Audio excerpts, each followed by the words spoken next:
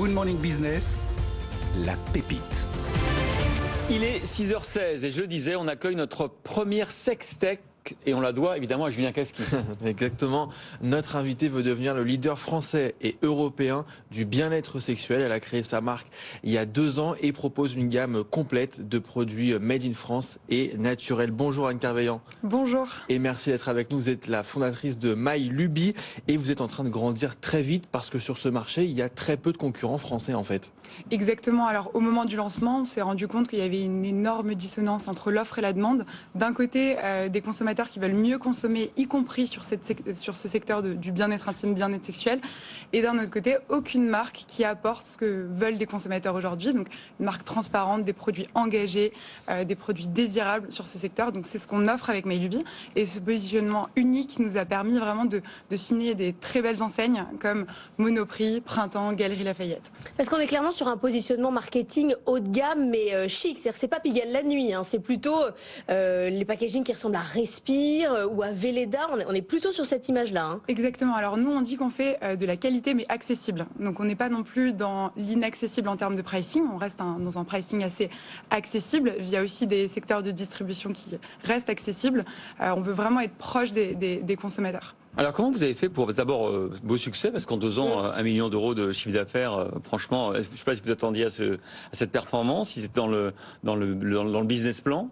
Alors, on s'attendait à une forte croissance parce qu'effectivement, on avait commencé à signer des très beaux partenariats, notamment un contrat de distribution en pharmacie qui nous a permis d'être dans plus de 250 pharmacies en 6 mois.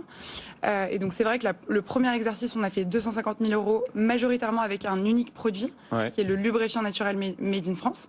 Et donc, l'exercice dernier, on vient de closer, on a fait 1 million d'euros. Mais il n'y a pas de problème réglementaire, juridique, parce que vous allez en pharmacie, dans les Monoprix, etc. Comment vous avez fait pour passer quelque part pas au travers, mais la réglementation est assez restrictive sur ces produits-là, non? Oui, alors comme tout cosmétique en France, nous on a fait le choix de ne pas acheter des marques blanches et des produits sur étalage. On a vraiment fait le choix d'être accompagné par des laboratoires experts en soins intimes, tout un comité scientifique autour de nous qui nous permet vraiment de créer des bons produits et nous sommes bien accompagnés par les laboratoires pour être en règle avec toutes les règles. Frédéric Simotel qui est avec nous pour la tech aujourd'hui. Oui, moi j'étais au CES de Las Vegas il y a une quinzaine de jours et justement on voit beaucoup de produits qui vont du bien-être à la e-santé. Alors est-ce que y a une étape à franchir pour aller vers cet univers aussi? Est-ce que dans ce type de produit on peut arriver aussi à avoir des choses, parler de pharmacie, mais voilà, aller plus loin dans le côté? Complètement. Alors c'est vrai que nous on se positionne plus sur le plaisir sexuel et les produits un peu ce qu'on va dire mass market. Donc on a sorti du lubrifiant,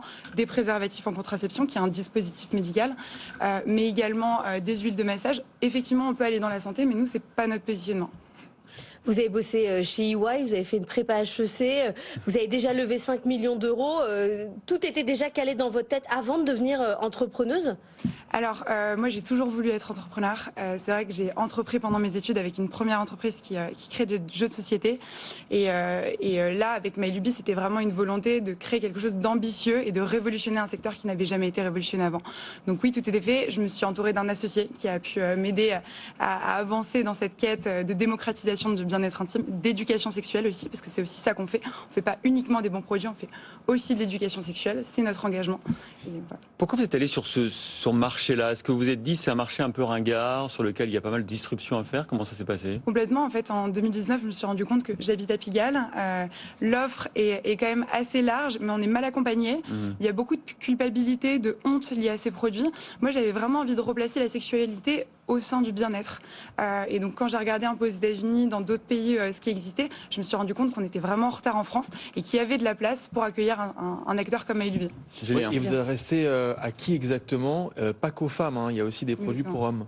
On se dit société inclusive, donc on s'adresse à toute personne qui a une sexualité dite active. Donc on a notre cœur de cible qui est les femmes globalement habitant en ville entre 25 et 35 ans, mais on s'adresse aussi bien à des jeunes qu'on cible via nos réseaux sociaux, par exemple sur TikTok, on a plus de 120 000 abonnés, jusqu'aux personnes vraiment beaucoup plus âgées qui nous consomment aujourd'hui. Votre com, justement, elle est essentiellement sur les réseaux sociaux. Comment vous avez projeté en fait la marque? Oui, complètement. Alors on a eu un très très beau succès. En 8 mois, on a eu plus de 120 000 abonnés sur TikTok, avec vraiment des vidéos qui accompagnent les personnes dans le secteur intime, dans le bien-être sexuel, qui fait vraiment de l'éducation sexuelle, parce qu'on a considéré on considère qu'on n'en a pas eu à l'école, qu'on n'en a pas eu via nos parents. Donc c'est notre engagement, c'est vraiment d'œuvrer à l'épanouissement sexuel. Frédéric. Oui, on est partenaire avec BFM Business des grands prix du commerce avec la FEVAD. Là, il y aura la cérémonie le 16 février. Et on parle beaucoup de commerce équitable, de produits éco-responsables. Là, vos produits répondent à tout ça. C'est une vraie tendance aujourd'hui.